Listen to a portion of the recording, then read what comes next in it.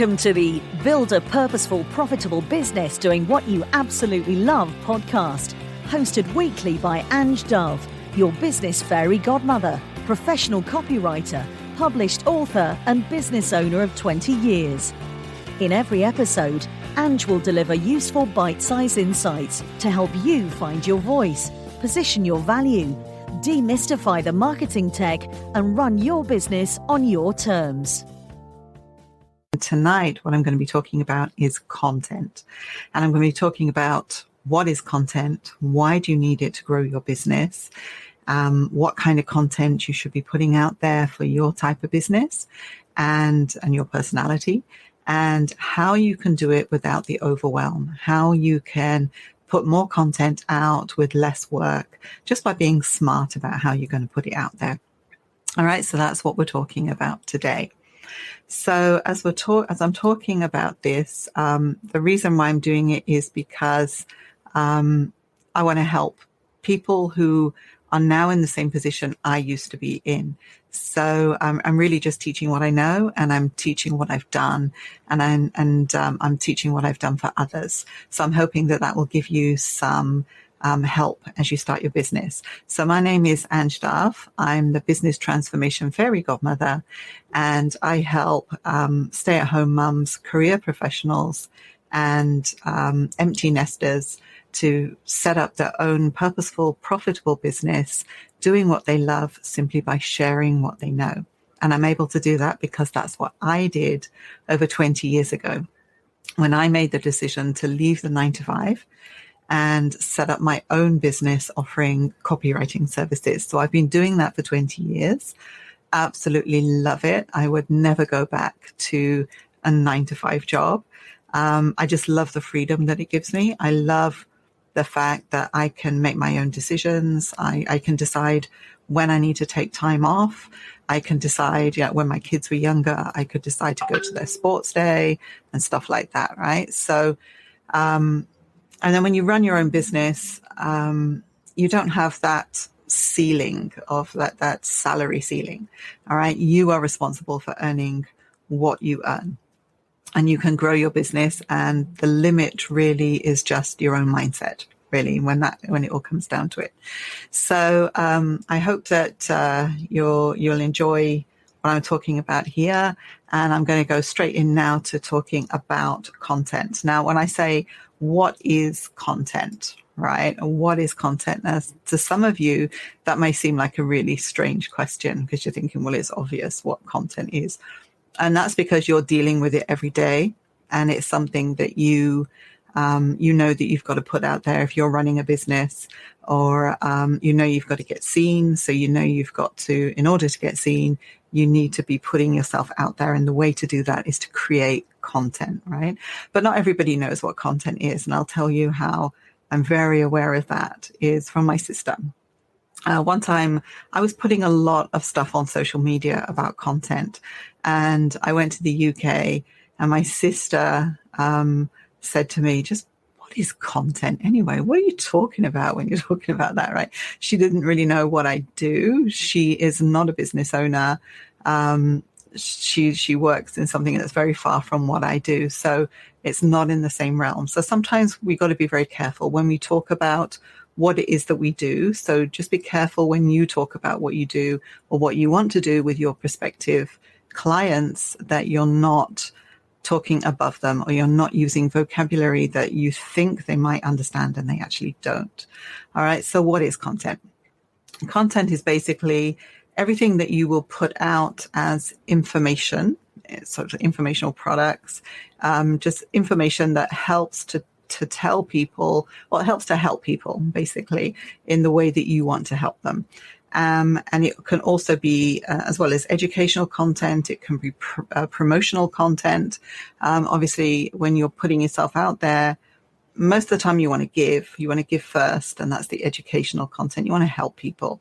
And then occasionally, only occasionally, you will then promote your services. And content can also be your personal content, just giving people an insight into your personal life. And that tends to be the content that actually drives a lot more engagement. When you're really personal about what it is that you do and you let people into the inside, you're going to get more engagement with those types of pieces of content as well. So just bear that in mind. So that is content, right? But why do we need to put out content, right? As business owners, as potential business owners, when we're trying to grow our business, why do we need to put content out? So basically, content helps you to build your brand. So you need to be recognized, you need to be known, you need to be understood for what it is you offer, and you need to stand out as something different from just the rest, right? You've got to position yourself as something a little bit different so people take notice of you. And one of the ways you can do that is to create content that gets you noticed, all right? So creating your brand, cementing your brand, that's really important as you're starting your business, because you need to get seen. You need people to notice you. And hand in hand with that is when they notice you and they start to listen to what you're talking about and they realize that you know what you're talking about and it's really useful for them, then they begin to trust you. All right. And that's really, really important as well, because people don't buy from people they don't trust. So part of your job, if you like, is to get your potential clients to trust you. All right. Content also, as you're putting your content out there, it also helps you to be seen as an authority. All right. So if you're seen as an authority, you're educating them, you're not selling to them. All right. But it's an easy way for you to be trusted if you're seen as an authority, because you're talking on a particular topic, you're being seen and known for that around that particular topic. All right. And then, of course, you can gain followers, right, from putting your content out there. And that's really one of the keys in terms of getting out on social media. You want more people to see you. The more people see you and the more people share, you have a better potential of actually converting more people into customers for your business as well. All right. So you're building your brand, you're getting people to trust you, you're becoming an authority in your field so people know and respect what it is that you do and they trust you for it. And then they'll start to follow you and share what it is you're doing so you'll reach a wider audience. All right, so that's the reason that we put content out there. All right, so I want to talk about what types of content, right? What types of content are we putting out there? So basically, we can, it depends what kind of content you want to put out, because it depends on your skills. It depends on your personality type, right? So, for example, if you're not good at writing, you're not going to be very comfortable putting out written content as such. Yes, you can outsource it, you can hire it to somebody, but it might not be something that you feel naturally confident about doing. So it's not really going to resonate with your audience. If you're not that kind of person, you might be much more comfortable on video. All right. Then the same thing, if you're not comfortable on video, maybe that's not the way to go. It would be, I would say, advisable to get comfortable, because videos have far more reach, especially lives like this, Facebook Lives. Facebook will put it out to a wider audience than if you did a static post or you did a pre-recorded video. So you might want to work up to getting good on video, but hey, if you don't want to do it, and it's not your brand, it's not your personality, don't do it. There are other things that you can do to get content out there. You might be much more happy writing than you are going out on video. Or you could do how I started in terms of putting my content out. I wasn't as comfortable on video and I chose to do it audio instead. So I went for the podcast route. All right. So that's something as well. So basically we're looking at different types of content. So it's written content. It's you can also do pictures, quotes, infographics. This is the static content. Inspirational quotes are great for that. And as I said, audio and video. All right. So let's break those down. Let's talk about them one by one. So we're looking at written content, right? So what do we mean by written content? So I've noticed so as I said, I've been doing my business for 20 years and I was a copywriter. and a content writer. And the industry has changed a lot over 20 years. And one of the reasons for that is Google, right? Google wants great content to be put out there. And that's the way that you're going to get found online, is you're putting great original content. And one of the ways to do that is through articles and blogs, content of great value, that is educational, that is something that your potential customers can use, and you're adding value to them by giving them that content. So that's what we mean by written content. So as I said, over the years, my industry has changed a lot. It really has changed an awful lot. And the reason for this is Google. Basically, when I started my business, Google didn't exist. The internet had only just started. You had some really crude search engines that weren't really very good. You couldn't really find anything on them. And Google really changed the game. And so before that, I was doing a lot of print material for MNC clients. So it was mostly newsletters and things like that. Newsletters, annual reports, brochures. Those were the kind of things that businesses use to market their business. Then when Google came along, people started to realize that, okay, I can get found online if I can get my message right and I can get things right, and Google's going to rank me. So it used to be, I used to go to businesses, and I can remember one particular client where I went and they wanted to put a website up. And then they told me one of the reasons they wanted the website was they wanted to be found online by Google. So I tried to explain to them about SEO, this is search engine optimization, the fact that just having a very small website with really small content isn't going to get them very far in terms of getting searched online. And the best way for them to get found online and to grow their website and to add pages naturally onto the website in a way that's not salesy is to do a blog. All right, to have a business blog on their site and to add pages week by week with new content that is delivering value for their customers.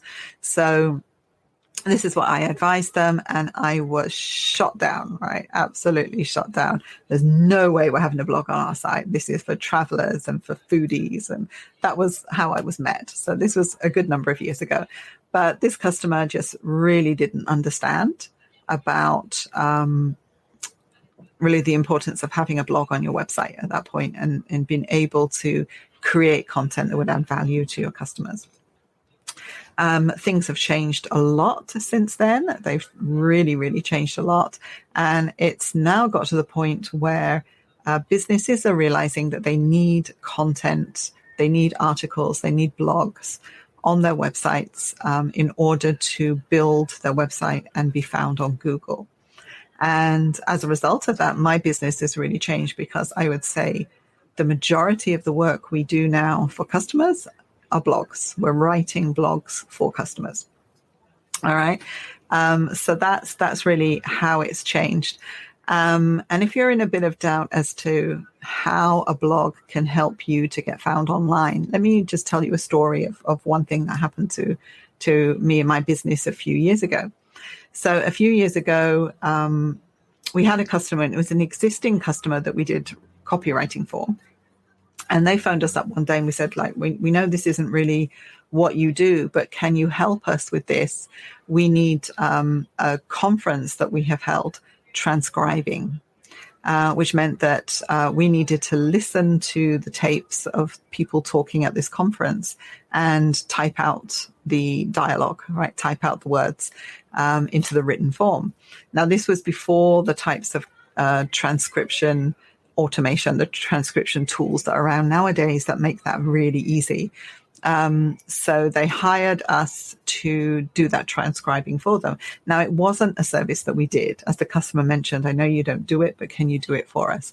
So although it wasn't what we did, we thought, okay, well, this is going to be fairly, it's not a difficult thing to do. We just need to listen and type. So we did that for the customer. And then we decided to put that little story of doing that as kind of like a behind the scenes of my business is Proof Perfect. So behind the scenes of Proof Perfect, we put a blog out telling that story. So that's what we did. And it was just a humorous, lighthearted blog. It wasn't trying to sell anything. It was just telling a story of behind the scenes of the business and what we were doing that week kind of thing. All right. So this is a great content pieces behind the scenes of your company. And so we put that out and didn't really think anything else of it. And then suddenly I started to get quite a few inquiries for transcription services. And as I said, it wasn't on the website. We didn't list it as a service. So it just didn't appear on the website anywhere except for that one blog. So I couldn't understand at first, why do we keep getting inquiries for transcription services? And we pick up the phone and the inquiry was, do you do transcription? I was like, well, no, we don't, right? So I couldn't understand it at first. And then suddenly, like, one of my staff said, hey, there's that blog. And I was like, oh, okay, right. So we looked at the blog and then we realized, as we Googled, that it was the blog that was coming up. So when they Googled for transcription services, our blog came up talking about transcription services in a humorous way, not selling, just giving information about what we were doing. And that led the customer to the website, and then they made inquiries, right? So that is the power of a blog, right? If you can do it right and you can SEO it with the right keywords, then you are, and then the more pages you put up on your website, the more that's going to help for you to SEO. So written content, it's kind of written off, if you pardon the pun, a lot these days, but it is really, really important that you have some kind of written content that can SEO. And it's a great tool to have a blog on your website to grow your website, and you'll get found online that way. All right. So that's mostly about written content. Obviously Facebook as well, and your social media sites. You can put long form copy, long form writing on your sites, writing about different things that are happening to you or different things around your business. And long form Facebook posts can be really effective as well. I had one customer who wrote a long form blog, quite an emotional long form blog, and it obviously hit a nerve with certain people and it went viral. All right. So, if your content resonates with enough people, and it's maybe topical, or it's they can share it, you'll find that your post will get shared. So again, written posts are great. Don't write off long posts. They really do work very well. All right. So that's written. So then let's go on to pictures and quotes and infographics as well. So I do quite a lot of these on my sites. I put a lot of inspirational posts up, and they're all centered around the business transformation fairy godmother brand. So it's highly visual. People get to see instantly what the brand is, and it is highly recognizable now because we've got so many pictures of the fairy godmother on the site, right? So it becomes highly recognizable. So you can use pictures to perpetuate your brand and strengthen your brand that way, okay? And then with inspirational quotes, that also helps. And another way you can make use of these is your own picture. So you want to get yourself out there, you want to get yourself known, then take lots of photos of you in different scenarios, different positions and stuff, and pictures that show you in different lights, sometimes working, sometimes at play, sometimes talking, sometimes serious, sometimes laughing. So people get an idea of who you are, and then you could put quotes next to that as well. All right. And then you can back those up with a bit of text as well. So you can combine pictures and written. Infographics are great as well because they're very good at being able to quickly explain things to people. Pictures, as they say, a picture tells 1,000 words, right? And an infographic is a very useful way to explain something that could be quite complicated in a very simple way in a graphic. So that's another way you could put content out as well. All right. So I want to talk now about audio. All right. So as I mentioned earlier, I chose quite early on to go the audio route. I decided to create a podcast. Now, for some people, the idea of putting a podcast out there is like, well, how on earth do you do a podcast? You're going to need really complicated equipment. You need a film crew, you need a studio, all that kind of stuff. But nowadays, with the tools that are out there, you really don't need an awful lot at all. And I run a course teaching people how to actually create a podcast. And that's what I did. I created my podcast. And really, you just need, I have a microphone here, and I have some software that is on the cloud that I use to improve the sound, equalize the sound.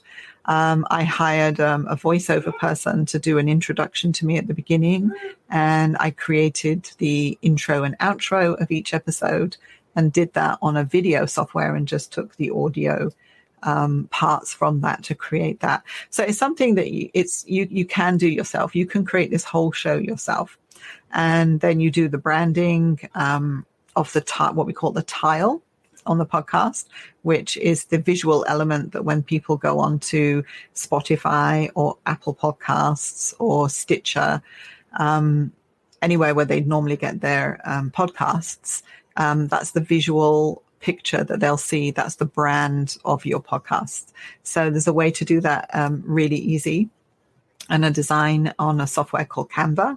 And that's how I created mine. And I set up my podcast. And then I just fell in love with doing that. And the reason why is that, how can I explain?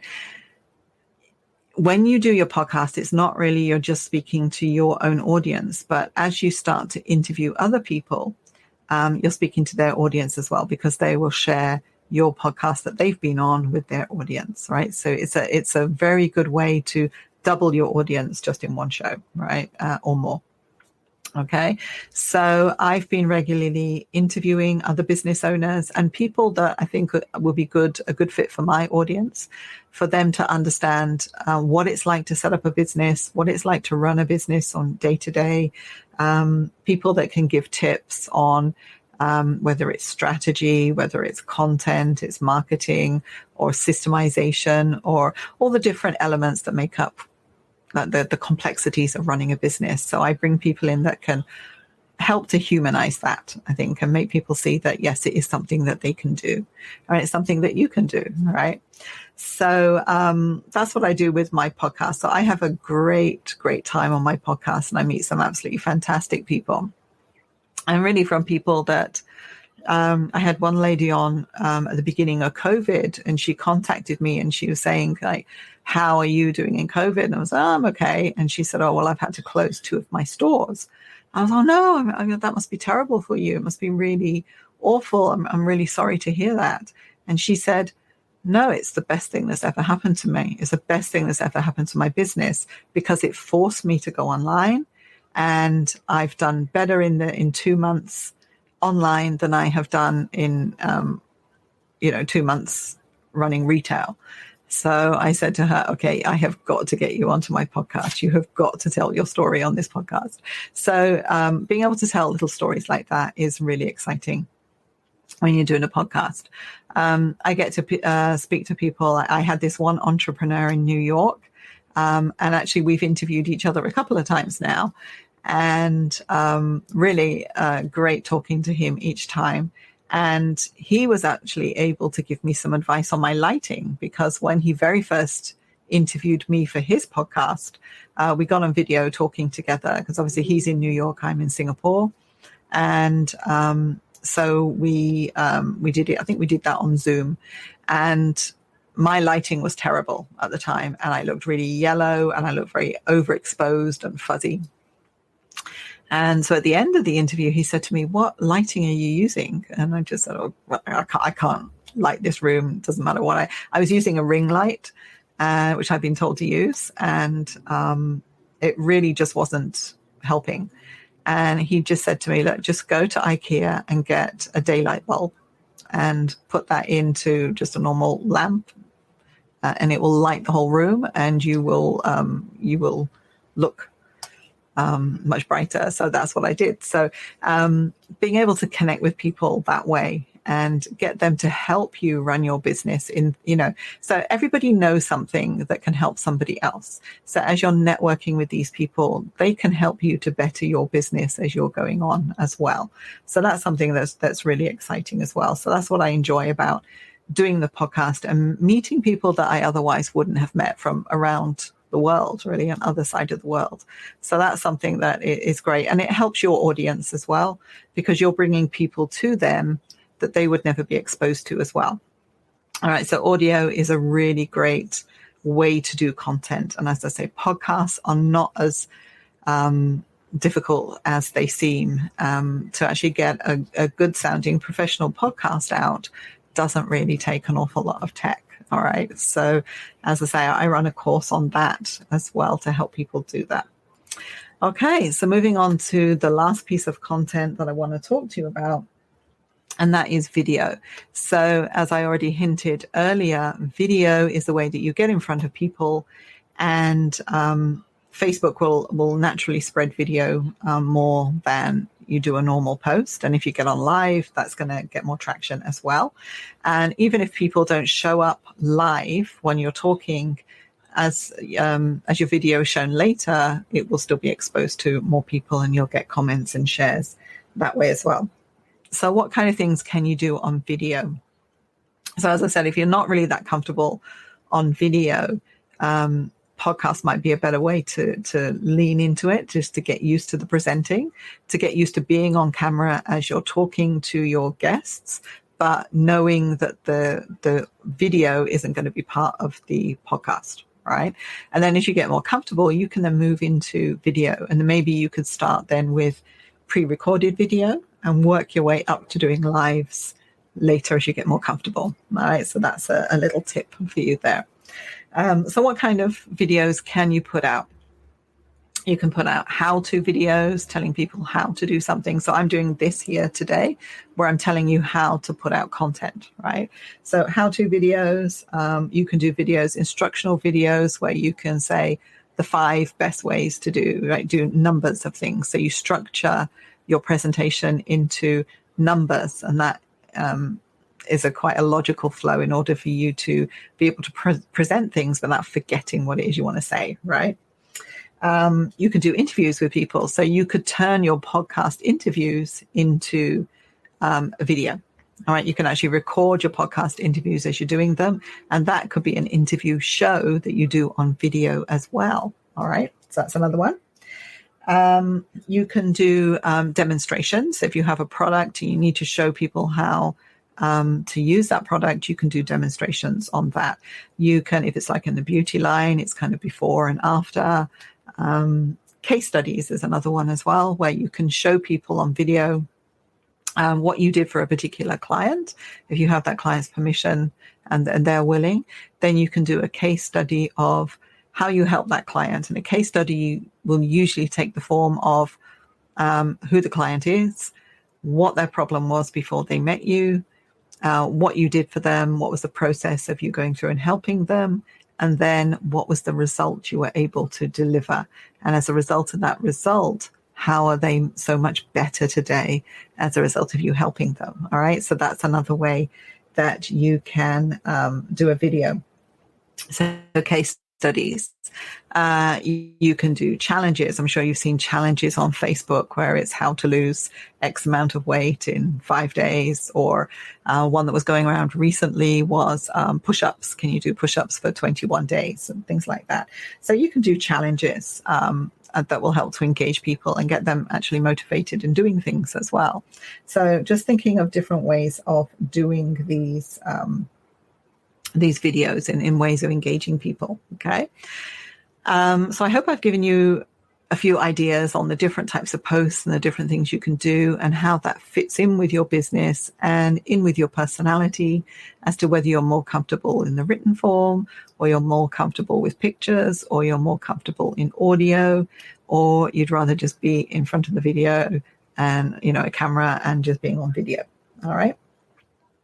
So what I want to touch on now really is, how can I save you time by sharing with you how to repurpose this stuff so that you're doing one thing and it stretches across lots of different things. So let me explain how I would do this, right? So as I said, I'm doing a video. All right. So if, for example, I was doing this video, for example, and I'm recording this video, so I've got the video visual element of it, but obviously I've got the sound as well. So I can put this video up on YouTube. I can put it in Facebook. So I'm using the video element of it to get reach through lives and then through the recordings afterwards. Okay. I can cut up the video into segments, and the little sections that I talked about, I could release a little bit of video as a short video post on my Facebook page later. So I can maybe hire my VA to just chop that up into little sections. All right. So that's another way I can repurpose this video. All right. Another way to repurpose this particular piece of content is that I just take the audio recording of this and I use that as my podcast, my next podcast episode. All right. So I take the audio, becomes my podcast. So I upload that to my podcast platform. I put my section at the beginning, section at the end, and there I have the next podcast without having to do an additional another video or another recording to actually be able to do that. So I'm saving time because I'm doing it once and I'm using it in multiple different ways. And another way that I do as well is once I've recorded it, then I take the recording and I play it on my phone. Usually I would use my phone. I would play the recording on my phone and I would open Google Docs and choose the transcribe voice element, the tool there. And as the recording is playing on my phone, Google will transcribe that recording onto Google Docs. So I'll have the writing of what I've been talking about here. So what I can do then is take that Google Doc and I can repurpose that as a blog. So I just need to do some minor editing, just jazz it out with a few subheaders here, there, and I can put that straight onto my blog within a few minutes. That's done. Okay.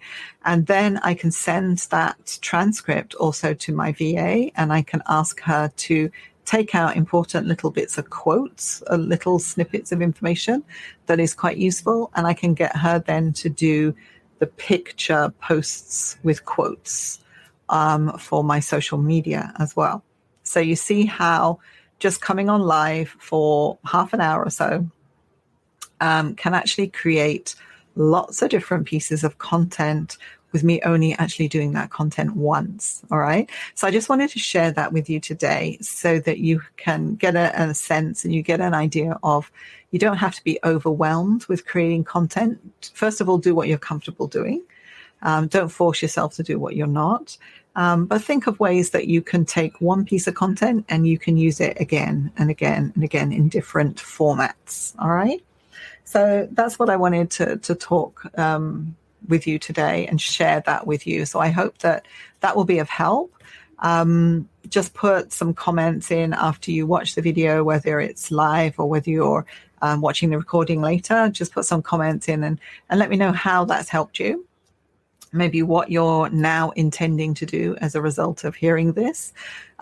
Did I give you some ideas of what you could do to change the way you're doing content or make it easier for you to do content or to start doing content because it was something you were struggling with before? So I'm hoping that has helped you.